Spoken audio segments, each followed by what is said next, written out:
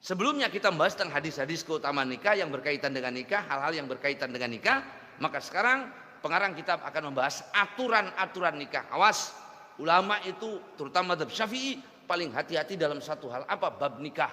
Kenapa? Karena berkaitan dengan wudu, berkaitan dengan menghalalkan yang haram.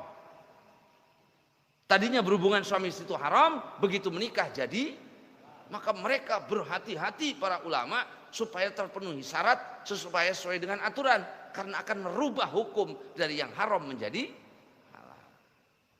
Nah, ikuti aturannya. Dulu Habib Ali Muhammad Al-Habsyi datang ke satu kampung dan beliau meneliti di kampung itu dan ditemukan 500 akad nikah batal. Padahal sudah punya anak, punya cucu. Begitu ditanya satu-satu, oh, nikahmu gak sah kalau begitu. Nikahmu gak sah, 500. Kalau begitu bagaimana? Kalau memang tidak tahu, hukumnya syubhat. Syubhat itu anak nasab, bukan zina. Anak tetap nasab, anak tetap dapat waris. Kenapa disebut syubhat? Ya karena tidak tahu, tidak mengerti. Tapi begitu tahu, harus diperbaiki, harus dibetulkan.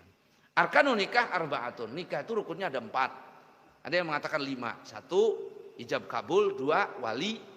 3, pengantin laki. 4, pengantin perempuan. 5, saksi 2. Udah. Berarti nikah itu 4 orang.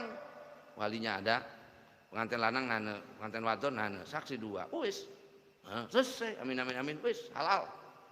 Asal terpenuhi syarat dan aturan. Arkanun nikah arba'atun utawi rukun nikah iku 4. Al awal ijab wal qabul. Ijab dan qabul. Ijab itu dari wali, qabul itu dari pengantin. Bisa dibalik, bisa. Ijabnya dari pengantin, qabulnya dari wali. Bisa, bisa. Kita kan umumnya begini, saya nikahkan Anda pada anak saya Fulanah binti Fulan. Boleh nggak dibalik? Boleh, pengantinnya ngomong, Pak Fulan bin Fulan, tolong nikahkan anak Bapak Fulanah binti Fulanah pada saya dengan mas kawin 10 gram. Jere wali nih, qabil tuh. Tadi ditukar begitu boleh? Boleh. Yang penting ada ijab, kamu qabul. Fal ijabu ka angkahtuka au zawajtuka. Akad nikah itu ijab kabulnya harus pakai 2 kalimat. Pakai kalimat nikah atau kalimat tazwij. Atau terjemah dari salah satu di antara 2 kalimat itu. Angkahtuka, saya nikahkan engkau. Dah. Dengan putri saya Fulana, dengan mas kawin sekian gram. Sah, ada kalimat saya nikahkan. Kalau kawin kan, kawinnya terjemah nikah. Saya kawinkan engkau, nah, kawin terjemah nikah. Apalagi yang afdol, angkahtuka wa zawajtuka. Saya nikahkan engkau. Apalagi lebih lengkap itu. Yang penting ada kalimat nikah, kalimat yang nggak boleh. Saya serahkan anak perempuan saya pada engkau. Nah, nggak boleh. Kena nggak ada kalimat nikah, kalimat tazwij, ya. Kalimat tazwij. Jadi nggak usah ngeributin. Ya kadang-kadang kita masya Allah ijab kabulnya bikin ruwet. Saya nikahkan anak saya kepada engkau. Salah, pada. Ya benar pada. Jangan kepada, pada. Ulangi maning, fokus kegederan wali niku. Sing barang mau kata-kata. Ulangi maning. Saya nikahkan engkau kepada, pada. Ya boleh. Boleh. Tapi kan sudah ada kalimat saya nikahkan. Itu sudah mewakili semua. Saya nikahkan engkau. Angkahtuka, apalagi sekarang kan pasti ngomong angkahtuka wa zawajtuka. Zawaj pakai jim, zawaj. Jangan angkahtuka wa jawastuka. Jawastuka. Zawaj tuka. Udah ada kalimat selesai, udah angkahtuka wa zawajtuka. Saya nikahkan engkau pada sah. Kita kan pengen afdol, lebih baik kalau afdol.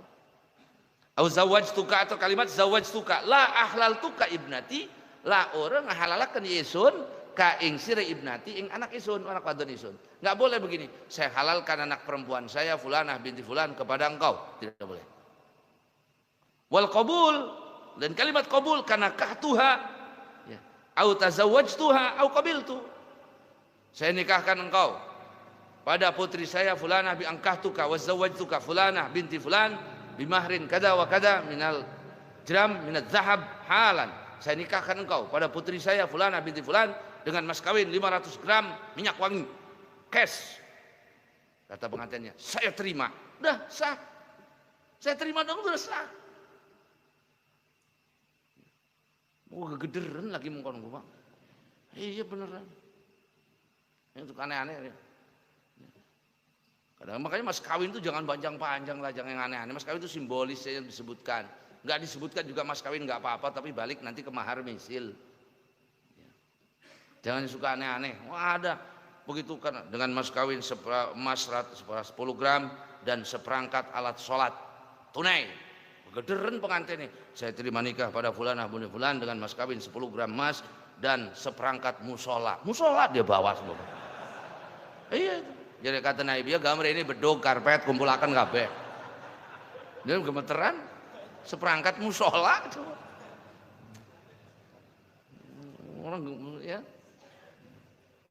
Maka kalau bapak mau nikahkan anak, tanya dulu sama naibnya, tanya sama ustaznya, kalimatnya bagaimana. Jangan sok tahu sendiri. Tulis, jangan gengsi. Tulis kalau nggak hafal baca. Angkah tuka, wazawaj tuka. Saya nikahkan engkau, kawinkan engkau pada putri saya fulanah binti fulan dengan mas kawin. Tulis. Tanya dulu, Ustaz, bener nggak bahasanya begini? Bener nggak? Begitu. Bahaya tuh kalimatnya salah, gawat. Ya. Karena ada begitu. Begitu saya nikahkan engkau pada putri saya, jawab pengantinnya apa?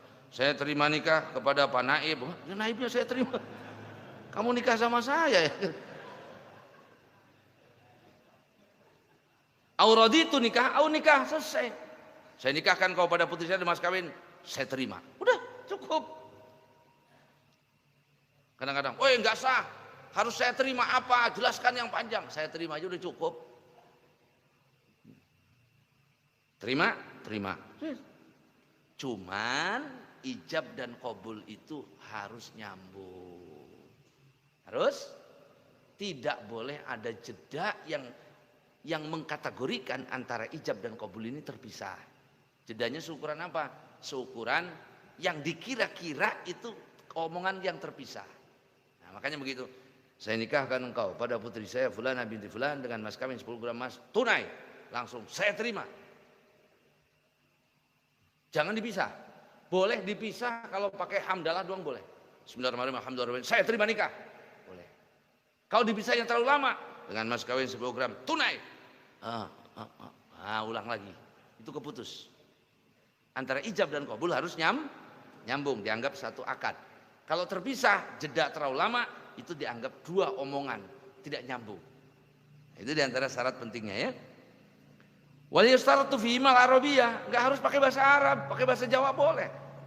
Boleh terima nikah ing nyi fulanah binti fulan lawan mas kawin 500 gram minyak wangi ngutang. Sah. Pakai bahasa Jawa. Abdi terima nikah ka fulanah binti fulanah kalawan mas kawin sekian gram mas kaulan. Oh, boleh bahasa Inggris boleh terserah. Yang penting terjemah kalimat nikah atau tazwij. Walau ma'rifatiyah, walaupun saya bisa bahasa Arab pakai bahasa Indonesia boleh. Yang penting dipahami oleh saksi. Saya mau nikahnya pakai bahasa Arab, ya saksinya ngerti enggak? Nggak ngerti, ya jangan. Yang penting bahasa yang digunakan akad nikah itu dipahami oleh wali, dipahami oleh pengantin yang qabul, dipahami oleh dipahami 4 orang itu. Kita akan nikahnya pakai bahasa Inggris. Lah kan saksinya nggak ngerti bahasa Inggris. Ya, harus yang bisa dipahami semua. Walakin yustaratu yutarjama bima huwa sharih fi tilkal lughah wa yustaratu alayatul al-fasl bainahuma. Dan disyaratkan tidak boleh terpisah terlalu jauh antara keduanya. Nah itu pokoknya syarat utamanya itu pakai kalimat tazwij, kalimat nikah dan tidak terpisah di antara keduanya. Nyambung dengan mas kawin 10 gram tunai saya terima nikah pada langsung. Jangan direnggangkan. Asani rukun yang kedua zaujan. Zaujan calon pengantin laki, calon pengantin ada syaratnya. Fa yustaratu fil mar'ati khuluha minan nikah wa iddah. Syaratnya perempuan yang mau nikah itu khuluha sepine mar'ah minan nikah saking nikah wa iddatin dan iddah. Perempuan yang mau kita nikah itu dia tidak boleh istri orang lain. Artinya dia enggak menikah, sudah Sudah kalau dia janda sudah cerai atau belum pernah menikah sama sekali. Aja rabi wong dikawin maning. Yang kedua sepi dari iddah. Makanya Naib pun nanya, Neng, sudah pernah menikah apa belum? Belum. Kalau belum selesai. Sudah pernah menikah apa belum? Sudah pernah. Oh, sudah pernah menikah? Ya. Suaminya kemana? Meninggal apa dicerai? Dicerai. Cerainya tanggal berapa? Tanggal anu. Iddahnya udah selesai apa belum? Sudah. Cerainya ini cerai mati apa cerai ngomong? Suaminya masih hidup? Masih cerai ngomong. Cerai hidup. Diteliti tuh, Pak. Gak bisa sembarangan. Wa tusaddaqu fihi, dan dibenarkan omongan pengantin itu. Gak perlu diteliti, cari-cari lagi. Neng, sudah pernah menikah? Sudah. Terus ditinggal mati apa dicerai sama suaminya? Mantan suaminya dulu dicerai. Itu udah cukup. Talak 1, talak 2, talak 3, talak 1. Iddahnya udah selesai. Sudah. Gak perlu ditanya, gimana ini saksi, benar enggak pegatan wis? Jawaban perempuan itu sudah cukup. Kenapa? Karena dia lebih tahu tentang itu daripada yang lain. Hai sulam yu'lan laha nikahun sabiqun. Awid da'at mauta zaujin ghairi muayyanin aw talaqahu wa illa fala. Ya. Kalau orang itu ngomong suami saya meninggal, saya udah cerai, cukup. Ya. Kemudian juga disyaratkan perempuan itu harus ta'yin. Ta'yin itu harus disebutkan namanya yang kira-kira membedakan dengan yang lain. Saya nikahkan anak saya Fulanah binti Fulan. Jangan saya nikahkan salah satu anak perempuan saya kepada engkau, anak perempuanmu 5. Yang mana yang dinikahkan? Harus ada ta'yin, jelas. Ya. Terus itu. Kemudian syaratnya juga dia harus perempuan secara yakin, jangan jadi-jadian. Lagi nikah mau wadon bengi jelanang gitu.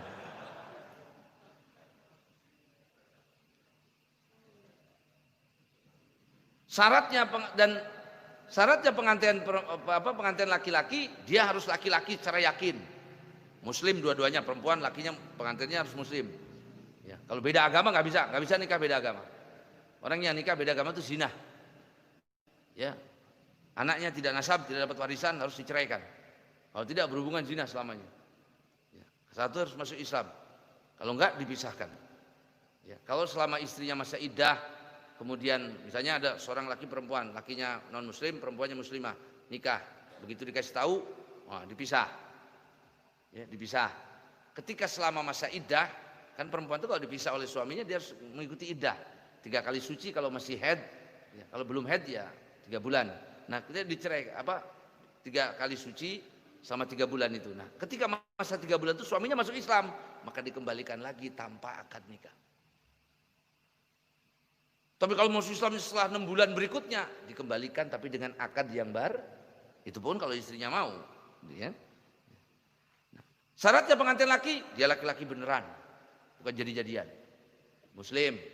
Kemudian dia tahu bahwa wanita yang akan dinikah itu adalah wanita yang halal untuk dinikah. Maksudnya dia bukan muhrimnya. Tidak boleh seorang laki-laki menikahi muhrimnya, menikahi orang yang diharamkan untuk dinikah. Siapa? Muharramat yang diharamkan nikah itu dari nasab 4, dari musyawarah 4, dari rodoah 4. Berapa itu?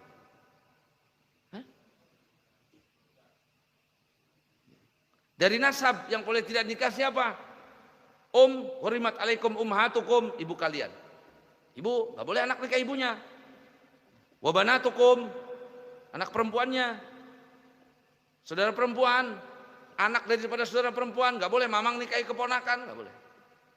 Wa ammatukum, bibi, saudara ibu, saudara bapak nggak boleh dinikah oleh kita. Dari musyawarah 4. Siapa? 1, zaujatul ibn, mantu. Tidak boleh bapak laki-laki nikahi istri anaknya.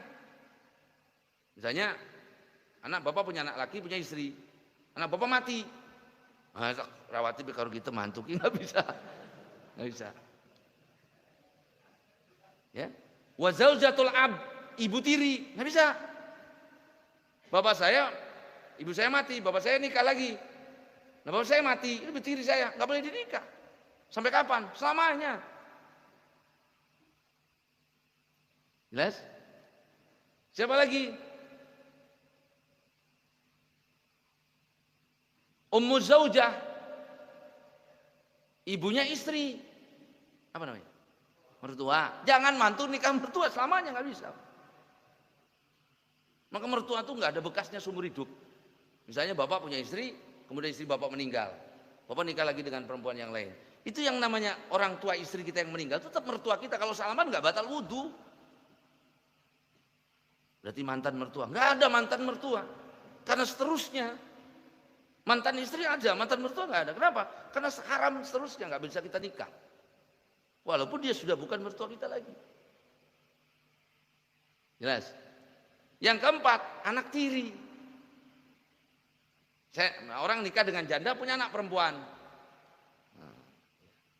Maka tidak boleh kita menikahi anaknya. Idza dakhaltum bihinna, apabila sudah bergaul dengan ibunya.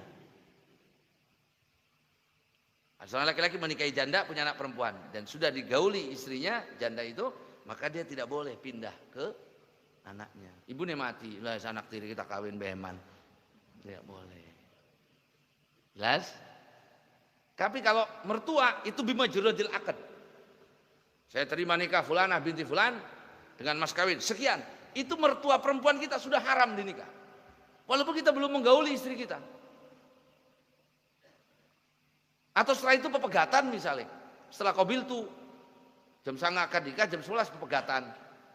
Ya tetap mertua itu. Salaman enggak batal. Enggak boleh kita nikah. Ya, sampai kapanpun. Jelas? Wa fi mata'yin wa zawwajtu ka ibnatai aw zawwajtu binta ahadakum batilun. Harus ada ta'yin. Asalisu wali. Nah ini yang susah. Ya agak ruwet tuh wali. Wawal ab, wali itu ada dua.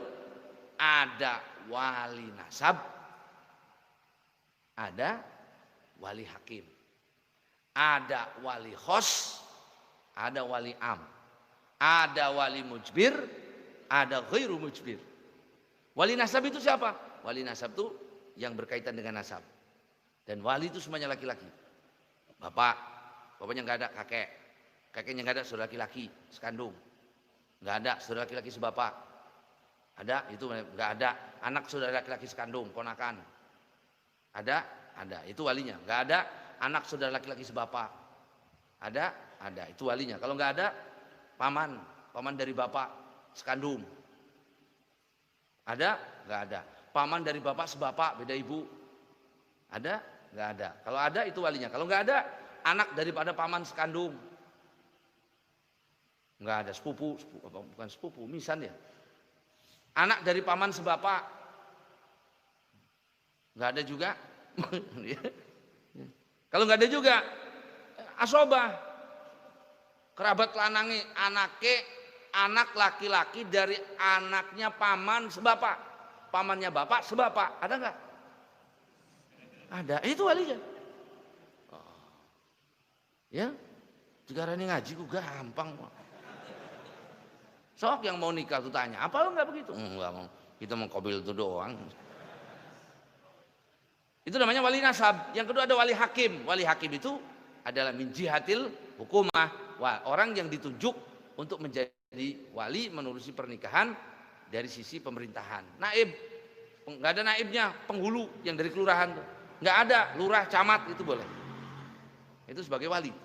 Kalau tidak ada naib, ya itu. Kemudian wali juga dibagi dua. Ada wali khos, wali khusus. Siapa? Ya tadi itu. Ada wali amah, wali umum siapa? Hakim. Kemudian juga wali dibagi dua. Ada wali mujbir, wali yang bisa memaksa anaknya menikah. Itu bapak sama kakek. Ada wali ghairu mujbir, ada wali yang tidak bisa menikah, dia bisa memaksa perempuan di bawah kewaliannya untuk menikah. Siapa? Selain bapak dan kakek. Bisa melompong ngerti orang sih Pak? Hah? Wa wa'abun summa abu wa yuzawijani biqran aw thayyiban bila wat'in.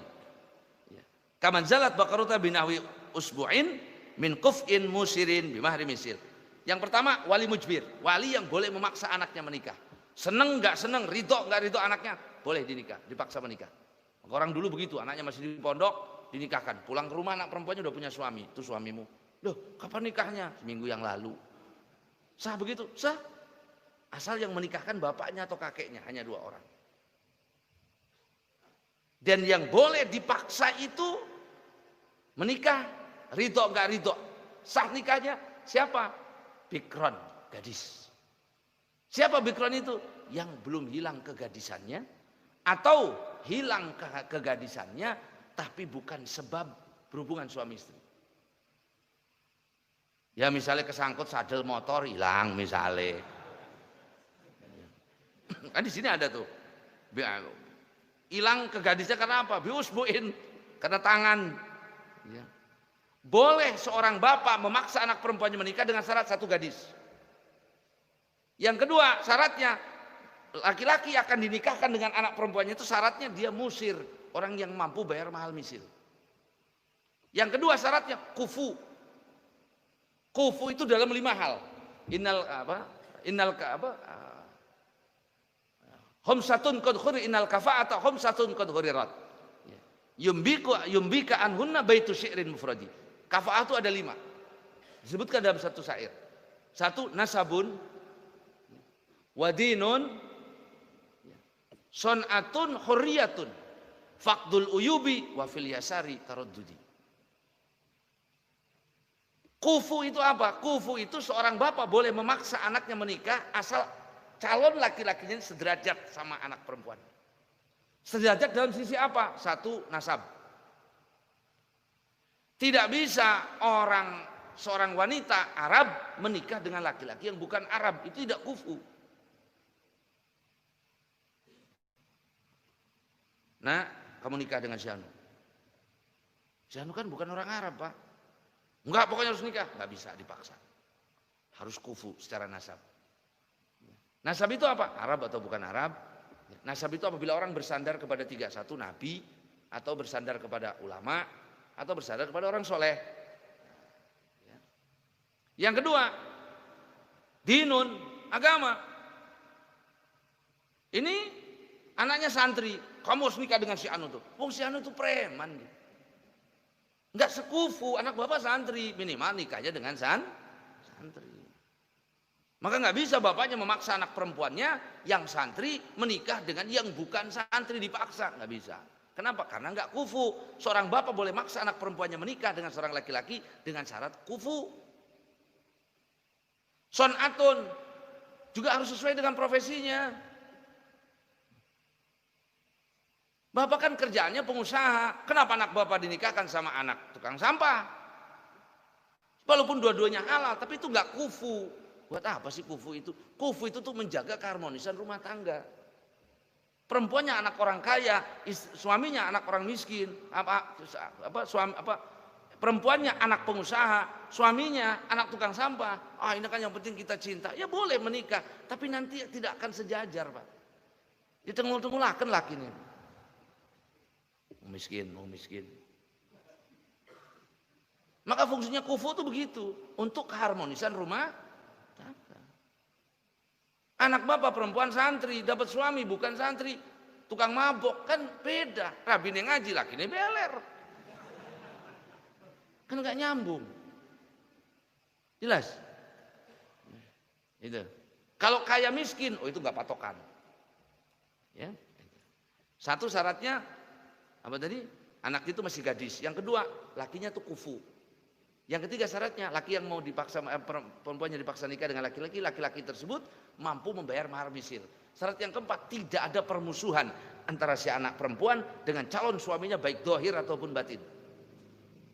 Yang kelima, tidak boleh ada permusuhan antara bapak dengan wali, antara anak perempuan dengan walinya, bapaknya secara dohir. Baru boleh ijbar. Anak itu dipaksa nih. Kalau bukan gadis, nggak bisa. Bapak, ada seorang bapak punya anak udah janda. Kamu nikah dengan si Anu. Orang. Harus mau? Enggak. Pokoknya bapak nikahkan. Enggak sah. Karena dia bukan gadis. Tapi kalau gadis, Neng, kamu mau nikahan sama si Anu. Diem. Oh berarti mau Pak kalau diem. Atau nangis. Nangis itu bisa dipegang air matanya. Kalau air matanya dingin berarti senang. Oh, nangis berak, terharu. Kalau air matanya panas, sedih berarti. Ya, harus ngerti, ya.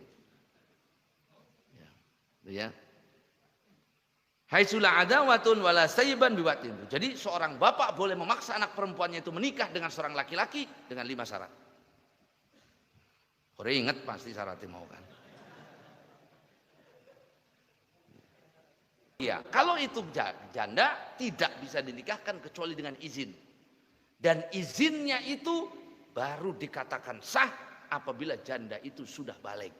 Maka kalau ada seorang anak perempuan umur 8 tahun sudah jadi janda, itu gak bisa dinikahkan Pak sampai nunggu balik. Kenapa? Karena dia belum balik. Kalau sudah balik boleh anak perempuan janda. Kamu mau nikah dengan si Anu? Enggak Pak, ya sudah. Kalau janda tuh berani jawabnya Pak. Enggak, orang mau sama situ. Ya sih Pak, boleh nikah. Ya, nggak bisa dipaksa kalau itu. Kenapa? Karena yumari surijal, karena dia sudah pernah hidup bersama laki-laki. Ya. Nah itu. Kemudian wa illam tatazawwaj la ba'dahu walau uthbitat. Tsumma akhul abawain. Kalau nggak ada bapaknya, akhul abawain, paman, sumal ab, sumabnuha kadalik tadi. Bapak, nggak ada bapak, kakek, nggak ada kakek, saudara laki, saudara perempuan, kakaknya adiknya yang laki-laki. Nggak ada saudara laki sekandung, nggak ada saudara laki sebapak, nggak ada anak saudara laki sekandung, nggak ada anak saudara laki sebapak, nggak ada juga paman dari bapak sekandung. Ada. Kalau nggak ada paman dari bapak sebapak, nggak ada juga. Anak dari pamannya bapak sebapak, sekandung, nggak ada juga. Anak dari pamannya bapak sebapak. Jelas? Kemudian kalau wali itu tidak ada, maka wali itu ada syaratnya. Satu syaratnya dzukurah, wali itu laki-laki, nggak ada yang perempuan. Yang kedua syaratnya dia tidak dalam keadaan berihram. Yang ketiga tidak fasik. Nah ini yang repot. Wali itu tidak boleh fasik.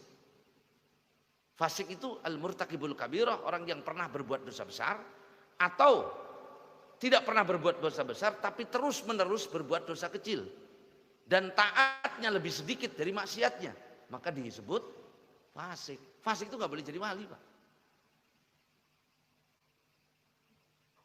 Termasuk orang itu dikategorikan menjadi fasik apabila dia kehilangan akhlak sederajatnya. Contoh misalnya yang namanya ustadz itu biasanya pakai peci mana-mana. Nah ada ustadz nggak pernah pakai peci, gundulan. Yang penting kan hatinya.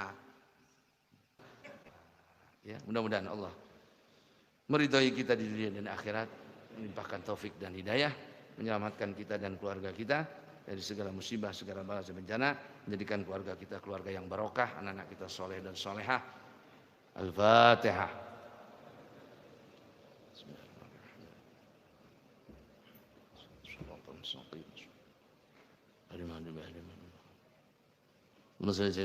محمد والأولين والآخرين وبارك وسلم على ساداتنا سيدنا رسول الله أجمعين. الحمد لله رب العالمين حمدا يوافي نعمه ويكافئ مزيدا. ربنا لك الحمد كما ينبغي لجلال وجهك الكريم وعظيم سلطانك. اللهم صل على سيدنا محمد صلاة تغفر بها الذنوب وتصلح بها القلوب وتنطلق بنا صوبة يصوم لمنسوب. اللهم اقسم لنا من خشيتك ما تحول به بيننا وبين معصيتك ومن طاعتك ما تبلغنا به جنتك ومن اليقين ما تهون به علينا مصائب الدنيا والآخرة. اللهم انفعنا بما علمتنا وعلمنا ينفعنا. ربنا آتنا في الدنيا حسنة وفي الآخرة حسنة وقنا عذاب النار.